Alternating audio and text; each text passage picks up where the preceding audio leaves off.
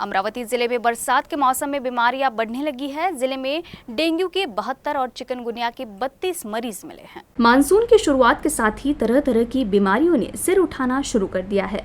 अमरावती जिला अस्पताल में कई तरह की बीमारियों के मरीज आ रहे हैं।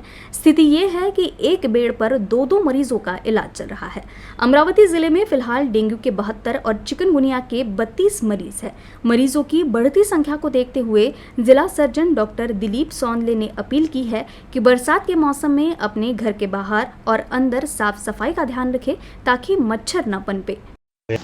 सद्यस्थितीमध्ये आता जानेवारीपासून आपण ज्यावेळेस पाहतो तर डेंग्यू, चिकनगुनिया आणि मलेरियाचे रुग्ण आढळलेले आहेत.